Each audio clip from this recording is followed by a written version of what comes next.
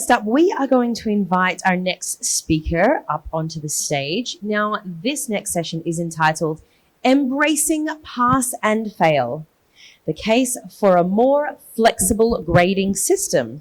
So I would like to welcome up here onto the stage Mrs. Nandita Brahmbhatt, the co-founder of Entrepreneur Success Foundry Limited. Let's please put our hands together for Mrs. Nandita.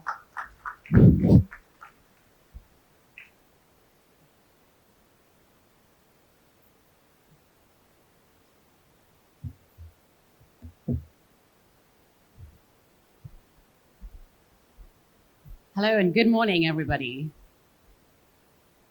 Good morning. We're all still awake? Fabulous. Well, welcome to this session. I'm going to begin with just acknowledging that we have a very international audience. So I believe within your own frameworks of education and teaching, the grading systems will greatly differ from one and another. So maybe you do operate in a system which is strictly pass and fail. And again, depending on which level you sit at as an educator. However, there are others that do sit on a much more scaled grading system. So for example, in the UK, at various educational levels where it matters, it comes like as a B, a C, D, etc. in terms of how the student is graded with their outcomes of their teaching. However, I feel before we go into the specificity of a grading system, it's very important that we address the principles of the outcome that we are trying to produce as educators. So essentially, our role is to create individuals that are prepared for a future in the workforce, or whether they're going to be running companies of their own or be leaders in other companies. So the outcome we're trying to create is empowered individuals who have the ability to handle both success and failure. So what do I mean by this? I mean, occasionally when people achieve great success, even that can impact them both positively and negatively. So equipping them with the tools, the abilities, and also the strength to handle both success and failure, having the capacity to understand the meaning of that is far more important. So we have a huge responsibility as educators to create empowered individuals to go out and pursue their own careers. And how we lay those foundations has such a huge impact in the way that these individuals are able to handle both success and failure. I'm going to refer to a quote which many of us may have heard many a time in the world, which is, everybody is a genius, but if you judge a fish by its ability to climb a tree, it will live its whole life believing it is stupid. So the first part about addressing success and failure is very much about identification of strengths and weaknesses. So as educators, we have the responsibility of delivering a core curriculum or a baseline so that they are able, the students are able to leave with a baseline of skills, of abilities, of things that they feel confident that they can go out and utilize in the workforce. However, in my role today, I see so many business people coming to me with the same complaint. And there is an article in the magazines we've also been given, which states that by 2025, 50% of the workforce will need to go and retrain and upskill. So what is the reason for this? We've had so many speakers over the last day and a half talking about the emergence of new technologies, of the impact of AI, of all the different advancements that are taking place within the educational space. These are also impacting the industry, the workforce, and companies at a large. So when I hear business owners telling me, I'm really struggling to build teams of A players, I'm struggling to find fantastic employees, I'm really struggling to find people who are motivated to innovate and create new developments within the company? It's because we're not empowering our students to fail. So why do I say this? In this context, I'm going to quote the CTO of Amazon. Now, we all know that Amazon is a well-used, well-known company within all of our day-to-day lives.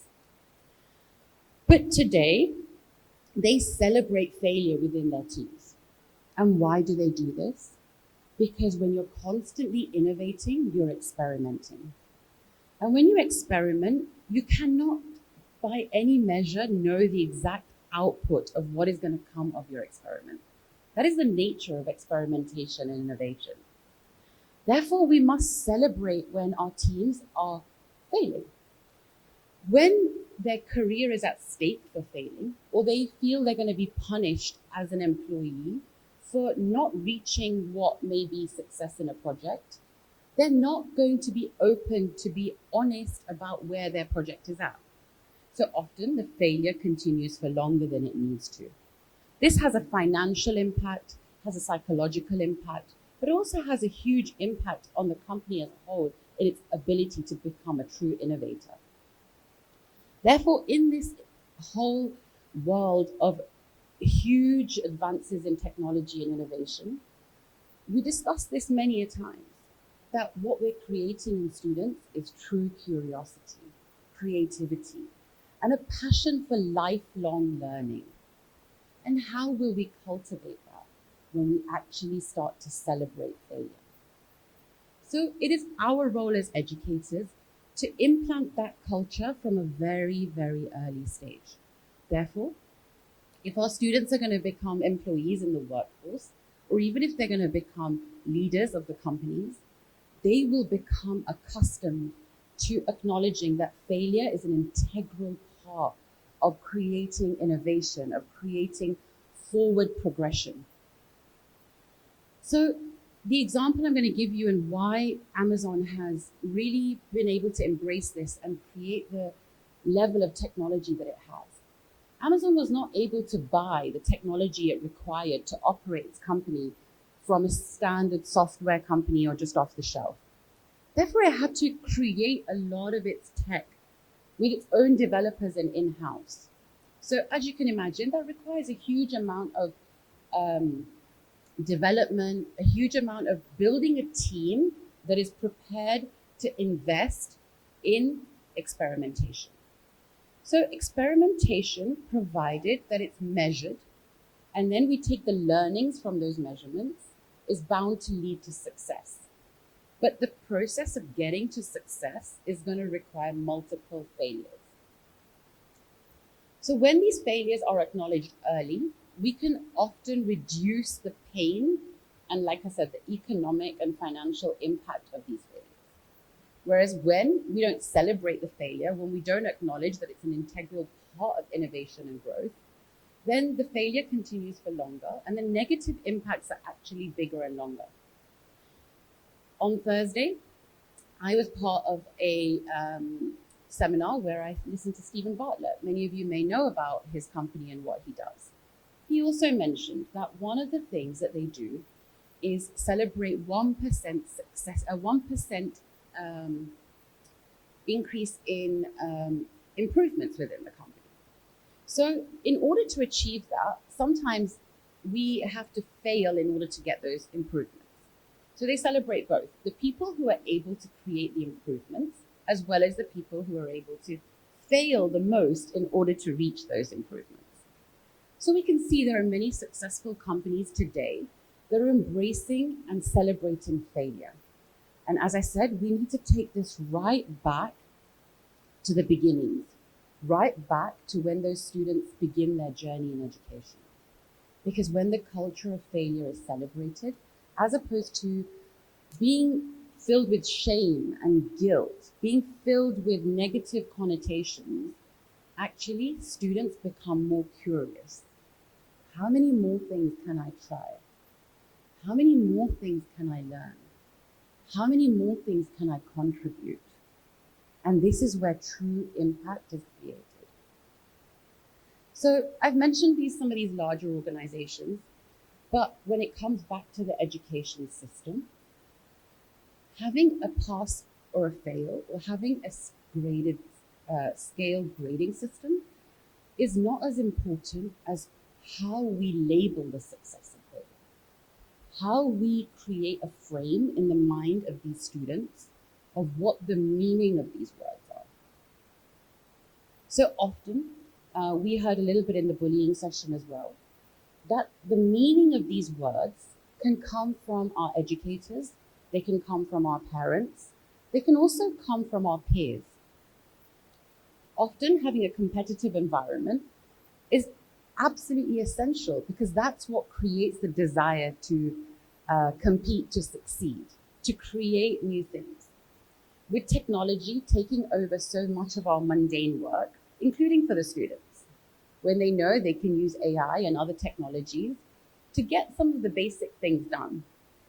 Yesterday, we heard someone say that we have to almost use some of these tools like we use the calculator.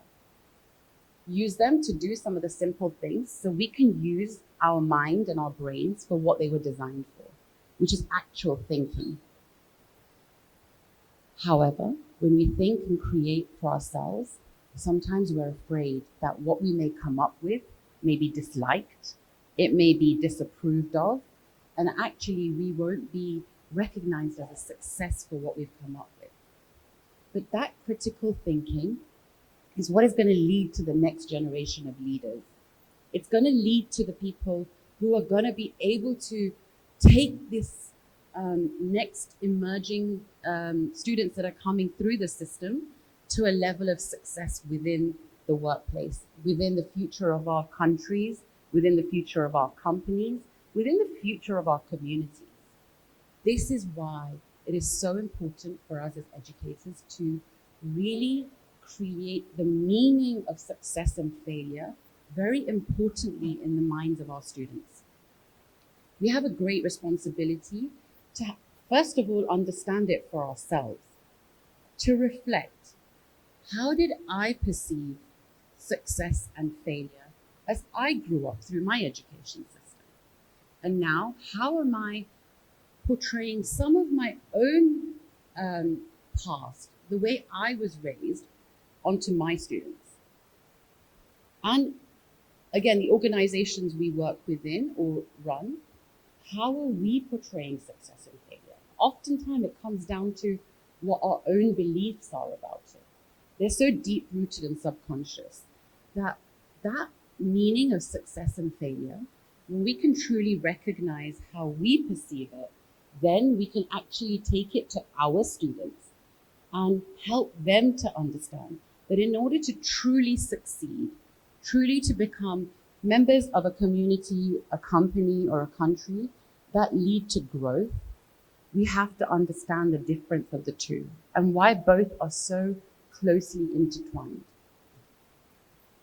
Understanding individuals' own capabilities is something that I feel is a true failure today of the education system. Often, because the quote I mentioned, we grade everybody on exactly the same standards with exactly the same measures. I think the introduction of the new technologies and the artificial intelligence that is available to us, it will make it easier for educators to actually personalize some of the learnings. I, as an educator myself, understand the burden of having multiple students who have multiple capabilities and trying to cater to their individual needs and helping them to develop their own skill sets, their own passion, their own drive. Because it is tough when you have, as a teacher, so many different students to help. It's difficult to personalize and tailor their learnings. But as I said, when we embrace the new technologies, that will remove some of that burden. But truly, it has to come from us within. As I said, the education companies that we run, the programs that we teach, and the outputs of those can truly have much, much more impact when we are able to understand what our beliefs around success and failure are. When we're able to come with that empowered mindset, we will then create curriculums and methodologies that will create students that will be prepared for the new work environment, where they will be using technology to remove some of the mundane stuff they have to do, where they will truly be able to be creative, collaborate, create meaningful impact with the work that they do, and actually have the opportunity to feel incredibly proud of it. It will help them to really establish what their true passions are. Like we heard during the bullying session, that oftentimes, because of these, like broad brushstroke grading systems of this attribution of success to very specific measures, it's created students who are striving for singular success. Like, this is what success looks like. Whereas now we have the opportunity to give them a more tailored education, give them an opportunity to question, what is it that I truly want to study? Somebody in the audience yesterday mentioned that it has to be student-led now. It has to be where they are able to choose what they want to study. In the past, I'm going to give an example of my education. When I wasn't good at maths, my parents gave me maths tutoring to help me excel in that subject. But they didn't recognize that I was excellent at science. And they didn't want to push my area of genius. They didn't want to give me the opportunity to explore how much further can I go to reach my potential in that field. So when we're able to recognize an area of genius within our students, whether it be through the power of observation as an educator, because once the technology frees up our time and gives us the opportunity to establish and highlight some of these things, we can then put more focus on ensuring that those students reach their true potential much earlier. There are times I've seen, exactly like the example that was mentioned previously, students wasting 10, 20, 30 years of their life studying and working in an area or an industry that didn't really suit them, that didn't really fill them with incredible joy and incredible excitement. So this is something that truly makes me feel like the possibilities of today are like a time that we've never seen before. When we use our own observational skills as educators, when we are able to leverage the power of AI to establish what is it in this student, in this person I'm working with, that really needs to be nurtured further, so they can go out in the world and create much bigger impact, that can truly create leaders, that can truly create team members that are getting up every single day excited to do what they do best, as opposed to feeling like they are stuck in a space where they're being suffocated or they're being made to do things because that is what is perceived as a success. So when we embrace this technology in this time, where we can create more personalized education, where we can empower individual students to succeed in an area where they feel incredibly excited, passionate, where they feel like I can actually make a difference, whether it be to my immediate surroundings in my team, and give such valuable contribution that it's bound to be a success. That also can work with their team and empower them to grow and become the best of what they can possibly be. And I think this is what truly differentiates us. As human beings, we are able to discover what those individual differences are, work on those individual differences, and create an impact based on that. So I feel like the system has been very standardized for a long, long time. And up to a certain stage, that is vital because it gives core skills, it gives an opportunity for everyone to have an equal opportunity to thrive, to grow, and gain certain things that gives them an equal playing field. But there comes a point where each individual really needs to embrace the path that they were built for, what it is that they are truly made to go and do in the world. And sometimes, again, I heard this just recently, that we don't just have to have one passion or one skill that we're good at. And often in pursuit of that one passion, again, we waste many, many years of our life. So if we can utilize, whether it be a very black and white system of pass and fail, but not make it that failure is final. A student can fail this time round, but they have the opportunity to try again. This will carry them forward into the future to be able to create a life and a world where they know that if they fail, the opportunity is there for them to get back up and do things and attempt them again. So whether it is a scaled grading system, whereby certain grades allow them to get into elite institutions of further education, whether they're accepted into big companies, or whether it gives them the confidence to go out and create the new emerging companies that are going to be the most impactful in our economies for the future. We need to understand and acknowledge, first and foremost, what it is that we want to do in order to create that new world and that new workforce. So either way, as I said, we're all from very different countries with very different grading systems. I would say that if there's one big takeaway message from today's session is failure is not final. Failure is an opportunity to try again. It is an opportunity to learn. And the faster we acknowledge that failure and learn from it and grow from it, the faster that we have the opportunity to reach success. So if we can take this back into the worlds we operate in and empower our students, empower ourselves. Preparing for this today gave me the opportunity to go back and revisit some of my own beliefs. Why is it that I have struggled when I have failed? Why is it that I've not been able to get back up faster and go back and reattempt something? And actually, how am I going to do things differently from today? Like I said, whether it be for myself or whether it be with the entrepreneurs I work with.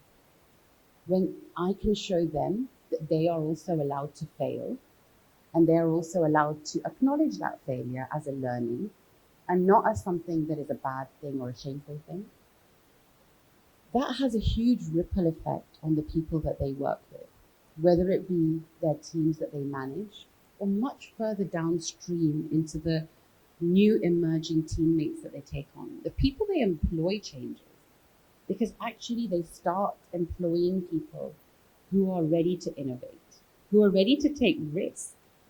Innovation and experimentation comes with a fairly large level of risk. I'm going to quote the CTO again of Amazon. He mentions a lot of failures in the journey that they've taken. So one of the examples was when they were creating the Amazon phone, they had to write off £800 million worth of project funds, which was not a success. Now, sometimes when some of us think of that level of failure, we're like, wow, that's a lot of money to waste on experimentation and trying things out. But today, they're looking for projects where it's 20 billion being added to their balance sheet from a project. So they're going to continue to innovate. Those few failures that they've made, there's another example that he gives of they created a shopping soulmate type thing. So somebody else who shops like you on Amazon. And you know what? The customers hated it. They completely rejected this whole concept because they didn't like that there was somebody else out there like them. They then went and did some more innovation, and they've given us different tools of AI within the platform, which gives us recommendations, things that other people have bought. But again, they had to fail fast, take the learnings from those innovations and experiences.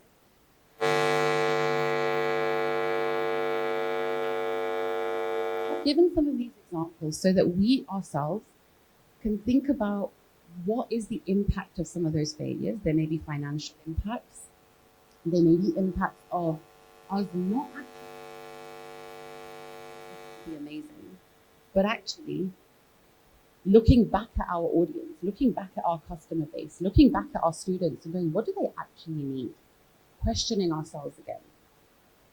And coming back with a new opportunity, coming back with a new thought. And that is what I, myself, am going to do differently. I'm going to look at my customers, my students. I'm going to look at my entrepreneurs with a different angle of curiosity and think, what do they actually need? What products and services do we need to create within our company that mean that we're going to address their real problems? Not something that I am romantically in love with because I think I created it. It was a wonderful project. It's okay to scrap that project because actually it wasn't what was required or needed. So I want to create a more empowering team. I want to create more empowered customers and students that actually feel ready, that they can embrace failure, and that can be something which actually leads to a more exciting future, a future where new technologies are continue to be created, where new opportunities are created, because we're not just doing things the same way that we've always done them. As I mentioned, this comes with heavy risk, and there is a huge potential for things to go quite wrong. But if we can accept that as part of the process of experimentation, I told you earlier that actually deep down, I love science, and I've always loved science. But again, preparing for today made me understand why. That actually there is a huge excitement in experimentation, a huge excitement in exploring uncharted territory, in going above and beyond what we already know and think and believe. And sometimes there is a lot of fear of new technologies emerging and taking over the roles that we currently do. Instead of feeling an excitement, that actually it means that we can go out and do exploration that is so much further beyond what we're currently doing. And having that curiosity that how much further can we take things? How much more can we empower our students? Think about it, they're going to be teaching us a lot more too, because they are going to be having an open mind, an ability to question things beyond what we even question. And that is how true exploration and further experimentation have happened in the world. That is how exciting companies have come into being. So change, as scary as it is, experimentation and risk, as scary as it is, I think it is the opportunity for us in this room as true educators, as people who are passionate about passing on learning, for us to take a few learnings that mean that we can change our approach, especially when it comes to success and failure. Thank you.